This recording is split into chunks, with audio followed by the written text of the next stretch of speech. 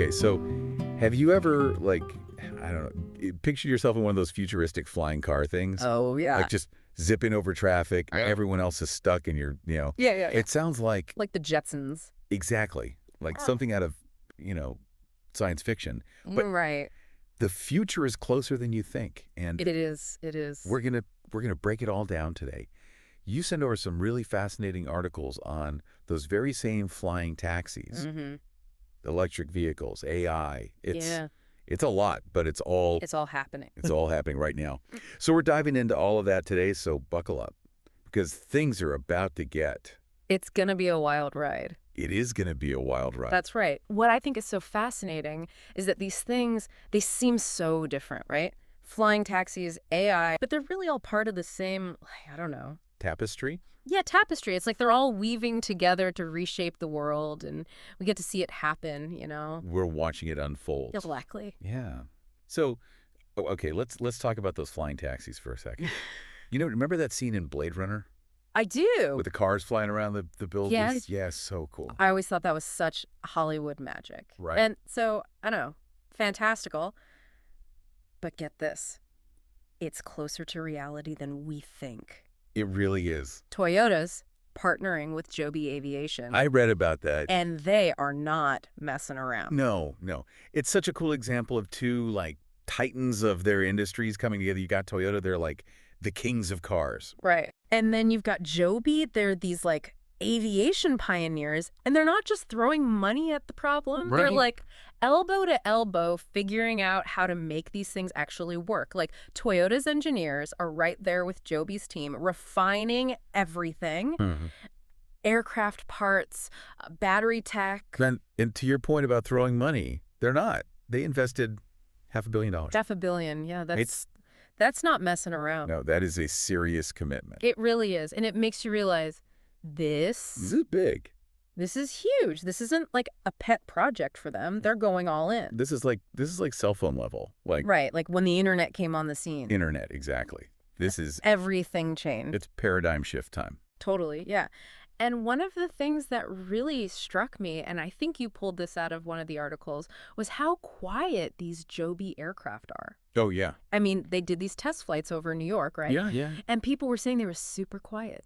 That's huge. That is huge. Because can you imagine, like, if these things were super loud? Like, nobody wants... A sky full of buzzing. Okay, yeah. Drones, exactly. Yeah. Oh, thank you. It would be like we'd all have to wear, like... earplugs all the time. All the time, exactly. But because they're quiet, it's like... It's actually livable? It's livable, exactly. Which is good, because we want... We want to live in this future. We don't want to just, like, hide from it. Right, we want to enjoy it. Yeah, exactly. Okay, but let's be real for a second, because I think if this is going to become a reality, safety has got to be. Oh, absolutely. That's got to be the number one thing. Number one, because I don't know about you, but I'm a little nervous about getting in a flying taxi. Yeah, just a tad. Right.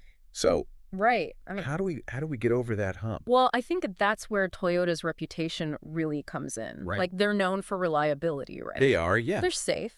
So if anyone's going to figure out how to make these things not just safe, right, but make people feel safe using them. Right. Because it's psychological too. Yeah, totally. So that Toyota's a good partner to have on this. I think so.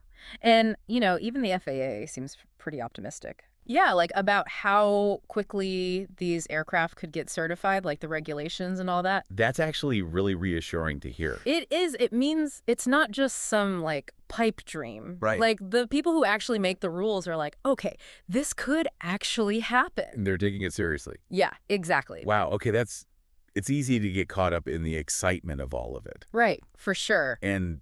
forget about, like, the actual, like... The logistics. The logistics. Like, can this actually work? Right, yeah. But it sounds like at least they're thinking about it, which is... They are, yeah. They're thinking about it. And, another thing that I think is really smart on Joby's part is they're not trying to do everything themselves. Right. Like, they're partnering with companies like Uber and Delta. Okay. So it's not like they're saying, we're going to create this whole new transportation system from scratch. Right. They're saying, okay, How can we integrate this into what already exists? So it's more like weaving it in. Exactly. Yeah. Weaving it in. Okay. Which I think is smart. Yeah. It's more practical that way. It is. It's very practical. And you know what? I think this is a good segue because we're talking about, sort of weaving things in. Yeah. And I think that's a good way to think about what's happening with electric vehicles. Right. It's not like... like they're taking over the world overnight. Exactly. And speaking of, there's a lot happening. There is a lot happening. In the electric vehicle world, and not all of it's, sunshine and roses. No, it's not always a smooth ride. Yeah. There's some drama. There's drama. For sure. Okay, so Europe's decided to play hardball. They've got this new tariff on Chinese-made electric vehicles. Yes, 45%. That's a hefty tax. 45%, that's a bold move. It is. I mean, it's clearly designed to protect their own car makers. Right, protect their own and boost local production. Right. Right. Exactly. But it's risky, right? It is risky. It's like they're walking a tightrope. Because China's a huge player in an EV game. Exactly. I mean, they're major producers of electric vehicles, so alienating them could really backfire on Europe. Yeah. It could start a trade war. It could stifle innovation. There are a lot of potential downsides. A lot of unintended consequences, perhaps. Right, exactly. And it's not even a united front within Europe, Oh, that's right. Yeah. I mean, Germany's been kind of hesitant about this whole thing. Well, and they have a right to be because they're, the automotive powerhouse. Exactly. They're like central to the global car industry. So their hesitation is definitely adding another layer of complexity to all of this. Yeah, it's like a geopolitical thriller playing out on the world stage. It really is. It's like, who's going to be the EV superpower? Exactly. And it's about more than just cars, right? Right. It's about technology. It's about like who controls the future of transportation. Yeah. It's a big deal. And this tariff is a signal, I think it's Europe, saying we're not going to just sit back and be consumers in this new electric world. Mm-hmm. We want to be leaders. They want to be at the forefront. Yes. It's a statement. It is. And it's forcing everyone to adapt, which is kind of interesting. Like, some Chinese companies might actually benefit from this tariff. Oh, how so? So imagine they could set up shop in Europe, right? To get around the tariff. Exactly, to get around the tariff. So they're basically like embedding themselves even further into the market. It's like economic judo or something, Yeah, totally. It's like using your opponent's move to your advantage. Yeah, it's pretty savvy. But even with all this, the tariff, I mean, it seems like from the stuff that we read, it's not a magic bullet. No, definitely not. It's not like suddenly Europe's going to be the EV king of the world. It's going to take a lot more than that. Right, it's not that simple. Right, it's not that simple. Like, they need to invest in local battery production. They need to build out the charging infrastructure. Yes. Yeah, make it easy for people. Exactly. Make it easy, make it convenient, make it desirable. Right, yeah, exactly. It's about creating a whole ecosystem. It's not just a Band-Aid. It's not a Band-Aid. It's a long-term strategy. Long game. Okay, we've talked about flying cars. We've talked about EVs. Mm-hmm. Let's talk about something else that's going to fundamentally reshape how we live. Yes. AI, artificial intelligence. And it's already happening. I mean, remember those crazy realistic photos? Oh, yeah. Those AI-generated photos that had everyone, like, is that real? I know. It was like, is this real life? And that was like the tip of the iceberg. Oh, yeah. That was just the beginning. That was like the intro. Exactly. And at the front of all of this is OpenAI. Have you been following them? I have. It's incredible. So they started as this tiny group, 11 people, right? Yeah. And they've morphed into this like lean, mean revenue generating machine, both figuratively and literally. Right. Both. Which is kind of amazing. And, they've had some shakeups in their leadership, which is always interesting to see how that impacts the direction of a company. But it seems like they're just laser focused on staying ahead in this AI race, which is, let's be honest, it's heating up. It's a race. It's like the space race all over again. It is. It's an AI space race. And what's really fascinating to me is like their employee count has like more than doubled in the past year. Wow, really? It's crazy. They've got like over 1,700 employees now. Wow. So they're clearly like they're on a mission, just scooping up all the best talent. Okay, so it's one thing to like hire a bunch of people. Right. But are they actually innovating? Like, is it translating into, actual progress?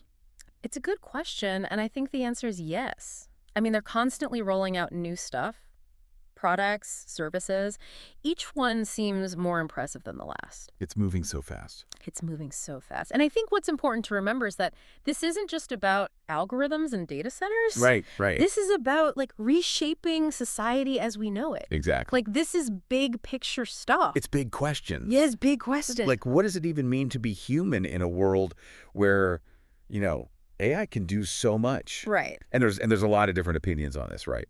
There are a lot of different opinions, and rightfully so. I mean, this is big stuff. Like, you've got someone like Vinod Khosla, who's a big investor in OpenAI. Okay.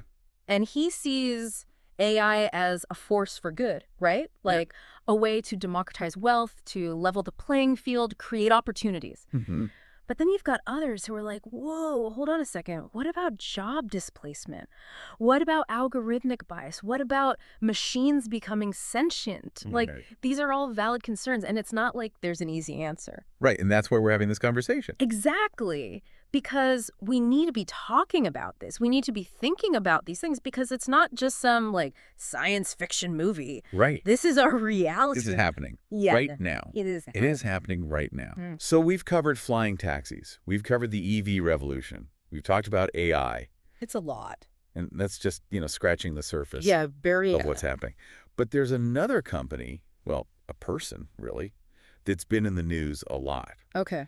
Who's no stranger to shaking things up in the tech world. Right. Mark Zuckerberg. Meta. The metaverse. Remember that whole thing? Oh, yeah. Like, how could we forget? It was everywhere. It was in the metaverse this, metaverse that. Exactly. And then it kind of felt like... It fizzled out? Yeah, a little bit. Yeah. So it makes you wonder, like, was it all hype? Right. Was it just a flash in the pan? Exactly. Or is there actually something there? Yeah. Is there something substantial beneath the surface? Right. And if so, like, what is it? Yeah. What's the metaverse 2.0? Well, it seems like Zuck's moved on at least a little bit. Oh, really? To what? Well, remember those Ray-Ban smart glasses? Oh, yeah. The ones with the camera and the AI. Yeah, that's Meta. That's Zuckerberg. Oh, interesting. I didn't realize they were so far along with that. Yeah, and it's like they're betting big on AR, augmented reality. So less about escaping into a virtual world and more about, like, bringing the virtual world into our reality. Exactly. Which, I don't know about you, but to me, that's a little bit more, like... Appealing. Yeah, appealing, and it's a little less, I don't know, dystopian, maybe? Yeah, I get that. It feels a little less like Ready Player One and a little more, I don't know, like, practically cool. Exactly. Like, I could actually see myself using those glasses. Me too. And imagine, like, you could create videos. Just with your voice. That'd be wild. With your voice. Like, edit, do all kinds of things. It's like the future of filmmaking, but, like, for everyone. Yeah, exactly. And it's really interesting. What's that? It's not just about, us regular folks using these glasses. Right.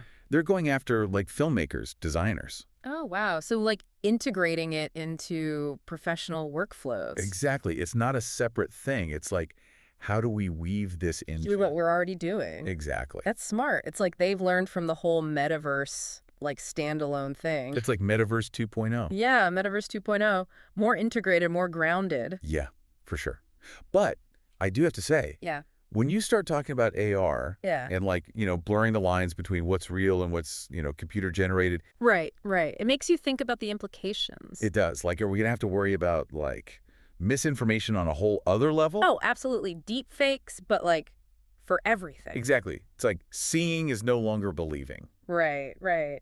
And what about privacy? I mean, if everyone's walking around with cameras on their faces all the time. Yeah, that's a little creepy. It's a little creepy. To say the least. Yeah. It's like, where do you draw the line? Big questions, no easy answers. No easy answers at all. But, I do have to give Zuckerberg some credit here. It seems like he's aware of these issues. Really?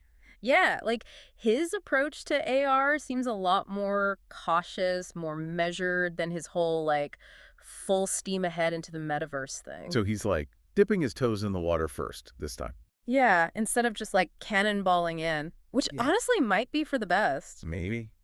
It's a lot to think about. But you know what? That's kind of the point of all of this, right? It is. Like, we've gone from flying taxis to electric vehicles to the future of AI. To augmented reality, ethical dilemmas, the whole 9 yards. It's a lot, but it's all connected.